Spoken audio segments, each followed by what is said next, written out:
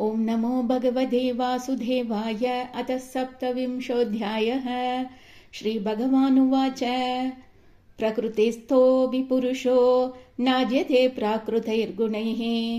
अविकारात् अकर्तृत्वात् निर्गुणत्वात् जलार्कवत् स एष यर्हि प्रकृतेर्गुणेषु अभिविशज्यते अहं क्रिया विमूढात्मा कर्तास्मीति अभिमन्यते तेन संसारपदवीम् अवशो अव्येत्य निर्वृतः प्रासङ्गिकैः कर्मदोषैः सदसन्मिश्रयोनिषु अर्थे ह्यभिद्यमानेभिः संहृतिर्न निवर्तते ध्यायतो विषयानस्य स्वप्ने अनर्थागमो यथा अथ एव शनैश्चित्तम् प्रसक्तम् असतां पदि भक्तियोगेन तीव्रेण विरक्त्या च नयेद्वशम् यमादिभिर्योगपथैरभ्यसन् श्रद्धयान्वितः मयि भावेन सत्येन मत्कथा श्रवणेन च सर्वभूतसमत्वेन निर्वैरेण अप्रसङ्गतः ब्रह्मचर्येण मौनेन स्वधर्मेण बलीयसा यदृच्छयोपलब्धेन सन्तुष्टो मिथभुङ् मुनिः विविक्तः शरणः शान्तो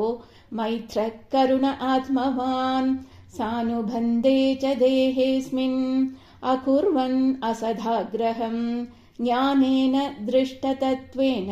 प्रकृतेः पुरुषस्य च निवृद्ध बुद्धियवस्थानो दूरीभूतान्यदर्शनः उपलभ्यात्मना आत्मानं चक्षुवेवार्गम् आत्मदृक् मुक्तलिङ्गं सदा भासम् असति प्रतिपद्यते सतो बन्धुम् असच्चक्षुः सर्वानुस्यूतमद्वयम् यथा जलस्थ आभासः स्थलस्तेनावदृश्यते स्वाभासेन तथा सूर्यो जलस्तेन दिवि स्थितः एवं त्रिवृद् अहङ्कारो भूतेन्द्रियमनोमयैः स्वाभासैर्लक्षितोनेन सदाभासेन सत्यदृक्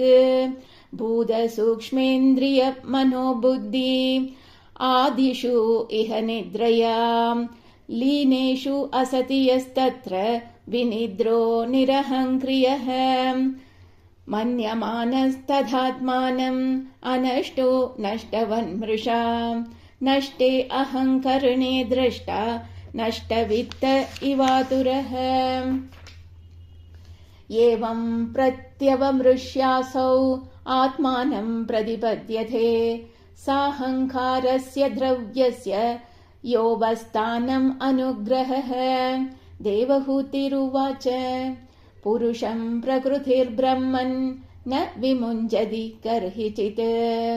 अन्योन्य अपाश्रयत्वात् नित्यत्वाद् अनयोः प्रभो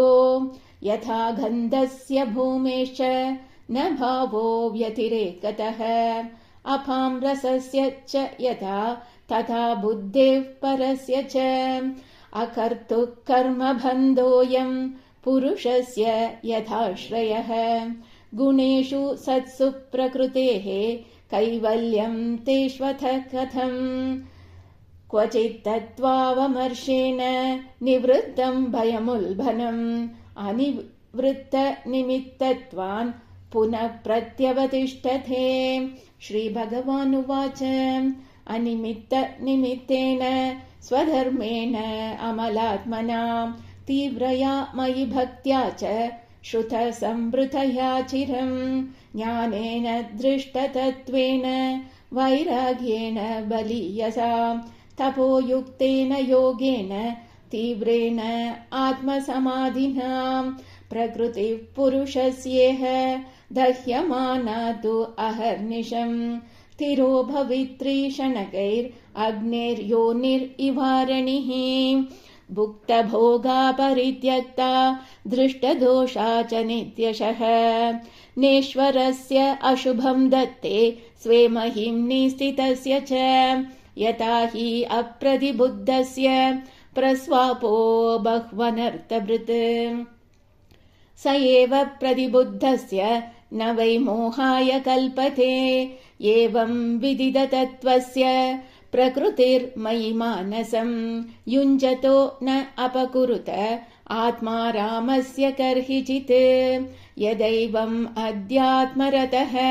कालेन बहुजन्मनां सर्वत्र जातवैराग्य आब्रह्म भुवनान्मुनिः मद्भक्तप्रतिबुद्धार्तो मत्प्रसादेन भूयसां निःश्रेयसं स्वसन्तानं कैवल्याख्यं मदाश्रयं प्राप्नोति इहाञ्जसा धीरः स्वदृशा छिन्न संशयः यद्गत्वा न निवर्तेद योगी लिङ्गात् विनिर्गमे यथा न योगोपचितासु चेतो मायासु सिद्धस्य विषज्यतेऽङ्ग